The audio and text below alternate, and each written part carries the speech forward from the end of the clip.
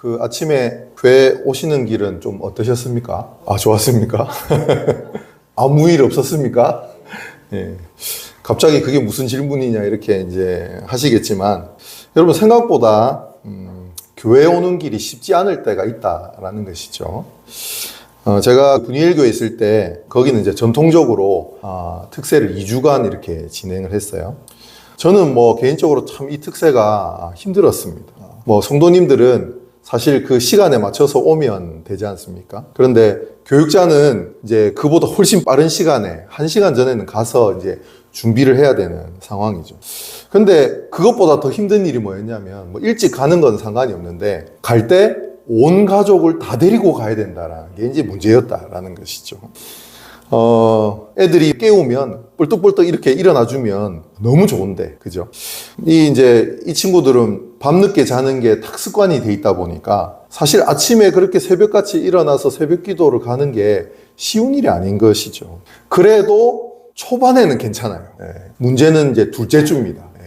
점점 뒤로 갈수록 힘들어지는 상황이 오는 것이죠. 서로 그로기 상태에 빠져가지고 아침에 이제 깨우면 못 일어나는 거예요.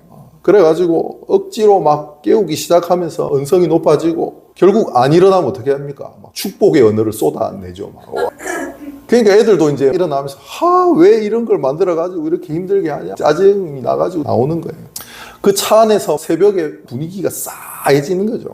그래가지고 교회를 가는데 제 마음에 분노가 사그러들지 않는 거예요. 그런 이제 냉랭한 분위기 속에서 이제 교회를 딱 도착을 하는데 그 앞에 제일 처음 만난 사람 누군지 아십니까? 주차 봉사하시는 집사님. 밝은 얼굴로 엄청 환영해 주듯이 막 주차봉을 흔들며 막 이리 오세요 막 이렇게 한단 말이에요. 그 순간 어떻게 됩니까? 창문을 열으면서 아무 일이 없었다는 듯이 이 미소를 먹으면서 할렐루야 반갑습니다 그렇게 이제 인사를 하면서 들어가게 되는 것이죠. 여러분, 저만 이렇습니까? 우리는 가끔 이처럼 이 문지방 하나를 두고도 또 혹은 차문 하나를 두고도 세상과 교회를 분리해서 살아갈 때가 있더라라는 것이죠. 막 가족끼리, 친구끼리, 심지어는 성도끼리도 다투고 마음이 상해 있으면서도 우리가 이제 교회에서 찬양을 부르고 헌금을 드리고 이렇게 하면 하나님께서 하나의 예배를 기쁘게 받으실 것이라고 생각을 한다라는 것입니다. 그러나 오늘 예수님은 우리에게 다른 말씀을 하세요. 우리가 하나님 앞에 예배를 드리는 것이 무엇인지, 그리고 하나님이 참으로 원하시는 예배가 무엇인지, 어떻게 하면 우리가 참된 신앙의 삶을 살아갈 수 있는지 같이 좀 나누려고 합니다. 여러분, 오늘 본문 23절을 우리 같이 한번 보겠습니다. 그러므로 예물을 제단에 드리려다가, 이 당시의 유대인들에게 그 예물을 제단에 드린다라고 하는 것은 오늘날 우리가 주일 예배 시간에 이 헌금 바구니에 넣는 것과는 비교도 할 수 없을 만큼 거창하고 복잡한 이 과정이었어요. 예수님의 말씀을 듣고 있는 그 당시에 대부분 사람들은 갈릴리 지역에 있던 이제 사람들이었거든요. 근데 이 갈릴리에서 이제 예루살렘 성전까지 거리가 부산에서 대구 정도가 됩니다. 100km 정도. 그렇게 되는 거리인데요. 그 거리를 걸어간다고 생각해 보십시오. 며칠을 가야 되는 거리죠. 유대인들은 1년에 적어도 3번의 절기를 지켜야 됩니다. 이 3번의 절기는 예루살렘 성전까지 가서 제물을 드려야 되는 절기인 것이죠. 그것이 이제 유월절이고 오순절이고 그 초막절이 되는 것이죠. 근데 그때마다 그들은 예루살렘 성전에 가서 그 예물을 드려야 했다라는 것이죠. 지금은 우리가 간단하게 주일날 예배 드릴 때 이제 현금을 봉투에 넣어서 헌금을 드리지 않습니까? 그때는 어떻게 합니까? 흠 없는 양이나 염소를 제단 앞에 드려야 됐다라는 것이죠. 그런데 문제는요, 집을 떠날 때는 이제 흠 없고 티 없는 최상의 그 제물을 고르겠죠. 그런데 그 긴 시간 동안 예루살렘 성전을 가면서 이 제물이 온전하게 보장될 거라는 그 보장이 없다라고 하는 것이죠. 여러분 생각해 보십시오. 그렇게 애지중지하면서 힘들게 며칠을 걸어서 겨우 예루살렘 성전에 딱 도착했는데 제사장이 이 양은 흠이 많아서 안 되겠어, 빠꾸, 이렇게 되면 어떻게 됩니까? 다시 집으로 가야 됩니까? 다시 그 흠없는 양을 데리고 와야 되는 것일까요? 뭐 설령 그렇게 한다 하더라도 그 양이 또 지금처럼 흠이 생길 줄 어떻게 알겠냐. 그러니까 이게 간단한 문제가 아니다라고 하는 것이죠. 이런 문제가 계속해서 이제 반복되다 보니까 이걸 해결하고자 공식적으로 성전 주변에 재물을 파는 시장이 생기게 되었다. 그러니까 이거는 오자마자 바로 재물을 사서 하나님 앞에 바치는 것이 아니라 우선 자기 집에 있는 재물을 가지고 왔는데 그 재물에 손상이 있거나 흠이 생기면 다시 집에 가기가 힘들기 때문에 그 주변에 이제 시장에서 재물을 사가지고 하나님 앞에 드렸다라는 것이죠. 근데 이제 마태복음 21장에 보면 그 예수님께서 예루살렘 성전에 입성하자마자 제일 첫 번째로 하신 일이 있어요. 그게 뭐냐면 성전에 들어가셔서 분노하신 거예요.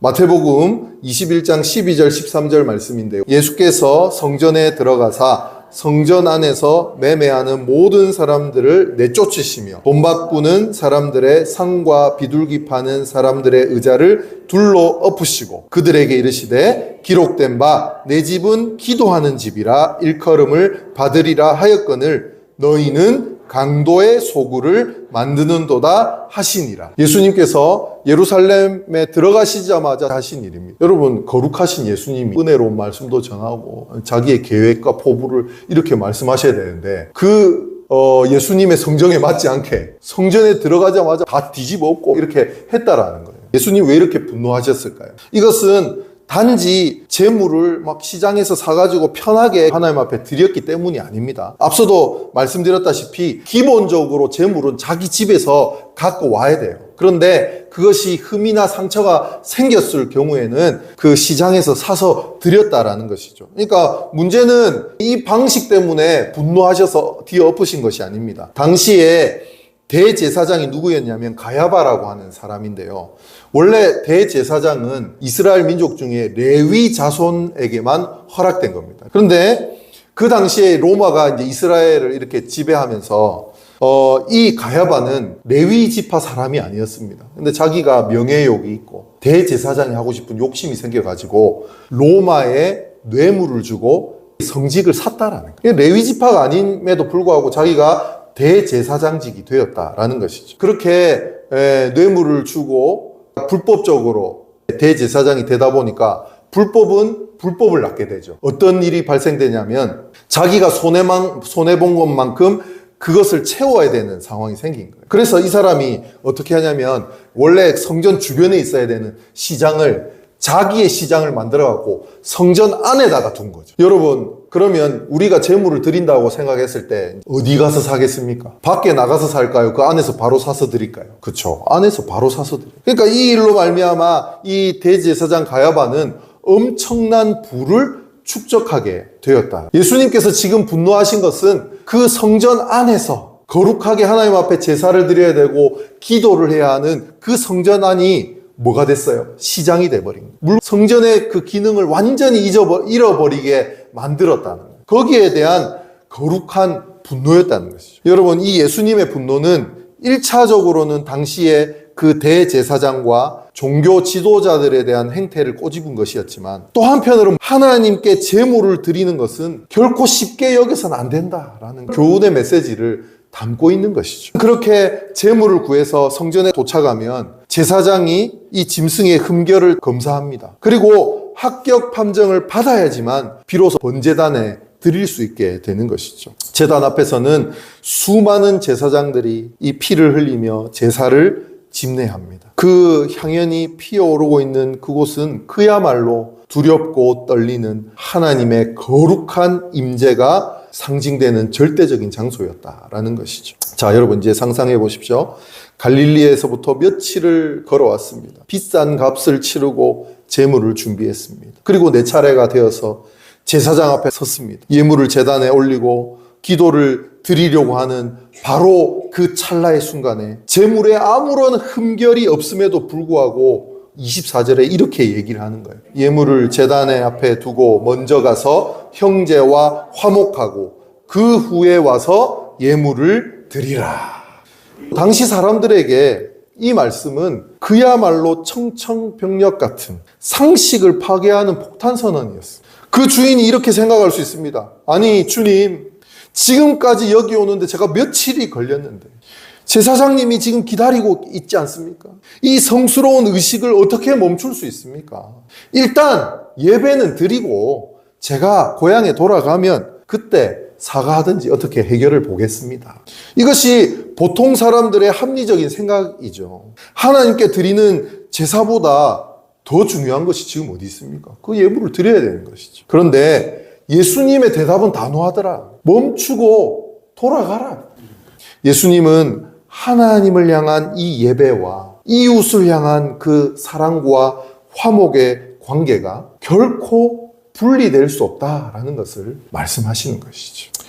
우린 여기서 예수님이 쓰신 표현을 아주 좀 깊게 살펴보아야 됩니다. 뭐라고 하냐면 내 형제에게 원망 들을 만한 일이 있는 것이 생각나거든. 여러분, 내가 누군가에게 상처를 받고 어려운 일을 당했을 때 그것을 기억하는 것은 굉장히 쉽습니다. 굳이 기억을 하지 않으려고 해도 내 머리에 잔상으로 남아있죠. 근데 반대로 내가 무심코 던진 말, 이기적인 어떤 행동 때문에 누군가가 나를 원망하고 아파하고 있다는 그 사실을 깨닫는 것은 참 어려운 일이다라고 하는 것이죠.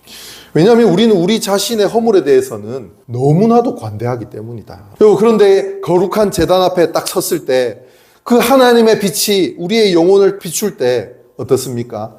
내 안에 숨겨진 이기심과 남을 찔렀던 가시가 보이기 시작하더라. 김 집사님이 하기에 너무 날선 말을 했구나. 내 욕심 때문에 우리의 가족이, 내 친구가 피눈물을 흘리고 있구나. 예배 드릴 때 성령님께서 그것을 깨닫게 하실 때가 있더라라는 것이죠. 그때 우리는 갈등하죠. 시간 지나면 다 잊혀지겠지. 내가 명색이 장로인데, 권사인데, 체면이 있지. 어떻게 내가 먼저 미안하다고 해. 헌금 많이 드리고 회개기도 하면 하나님 용서해 주시겠지. 라는 생각을 한다라는 것이죠. 우리는요, 종종 우리의 이웃에게 지은 그 죄를 당사자와 해결하지 않고 하나님께 어떤 헌금을 하고 봉사를 통해서 퉁치려고 한다는 것이죠. 그러니까 사람에게 준 상처를 그 사람과 풀리지 않고 하나님께 나와서 눈물 한번 흘리는 것으로 어떤 종교적인 면죄부를 받으려 한다라는 것입니다. 그러나 하나님은 그런 뇌물 같은 예물을 받지 않으신다고 말씀하시죠. 이사야서 1장 15절 말씀을 우리 같이 한번 읽어보겠습니다. 너희가 손을 펼 때에 내가 내 눈을 너희에게 가리고 너희가 많이 기도할지라도 내가 듣지 아니하리니 이는 너희 손에 피가 가득함이라. 여러분, 여기서 하늘을 향해 손을 펴는 것, 보통 유대인들이 간절히 하나님 앞에 기도할 때 취하는 대표적인 자세입니다. 이는 당시에 그 유다 백성들이 성전에 모여서 화려하게 예배를 드리고 수많은 기도를 올리며 겉보기에는 매우 종교적으로 신앙심이 깊은 행동처럼 보인다라는 것이죠. 그런데 하나님은 뭐라고 하시냐면 내가 내 눈을 너희에게서 가리고 내가 듣지 아니하리니.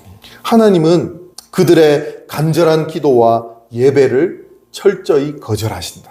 이것은 하나님께서 그들의 삶과 신앙이 완전히 분리되어 있는 그 위선에 대한 분노와 심판을 의미한다라는 것이죠. 결국 삶의 변화 없는 그 종교적인 열심은 하나님 앞에 닿을 수 없다라고 하는 것을 보여주시는 것입니다. 그러면 그 위선은 무엇에 대한 위선입니까? 이는 너희 손에 피가 가득합니다. 여기서 이 피라고 하는 것은 단순히 살인을 행했다거나 큰 죄를 지은 것뿐만 아니라 폭력과 뇌물과 착지와 그리고 사회적 약자에 대한 억압과 불의까지 다 포함하는 내용이다. 그러니까 이런 거죠. 일상에서 이웃에게 준 작은 상처마저도 우리는 피를 흘리는 것이다. 이웃에게 피눈물을 흘리게 하고 그런 불의를 저지르면서 성전에 와서 그 손을 들어 거룩한 척 기도하는 그 백성들의 모순을 정확하게 꼬집으신 것이다. 여러분, 결국 형제의 가슴에 못을 박아 피 흘리게 한 그 손으로 아무리 거룩하게 찬양을 부르고 예물을 드려도 하나님 그 예배를 외면하시겠다라는 것이죠. 여러분, 우리가 알다시피요, 형제와 화목하라고 하는 것은 말처럼 쉬운 일은 아닙니다. 내 자존심을 다 내려놔야 되고 내가 먼저 손을 내밀어야 하는 고통스러운 과정이죠. 그러나 이 화해의 순종이 있을 때 비로소 예배자로서의 자격을 갖추게 된다는 것입니다. 예배자로서의 자격을 갖추게 된다는 말은 무엇입니까? 이제 이 제사를 통해서 나의 죄에 대해서 용서받을 자격이 갖추어졌다라는 의미가 되는 것이죠. 어느 마을에 형과 동생이 살고 있었습니다. 이들은 아버지가 물려주신 넓은 농장을 반반씩 사이좋게 나누어서 농사를 짓고 살았어요. 그런데 어느 날 이제 서로 간에 사소한 오해가 생겼습니다. 그래서 말다툼이 되었고 그것이 큰 싸움으로 번지게 되죠. 급기야 감정의 골이 이제 깊어져서 두 사람은 완전히 등을 돌리게 됐어요. 잔뜩 화가 난 동생이 어떻게 했냐면 포크레인을 불러가지고 자기 땅하고 형 땅하고 중간에 수로를 깊게 팠습니다. 그래서 형 땅으로 넘어가지도 않고 쳐다보지도 않겠다고 선포했습니다. 이를 본 형도 지지 않고 목수를 불렀습니다. 저 수로에다가 동생이 넘을 수 없도록 나무로 담을 쌓아달라고 부탁을 했어요.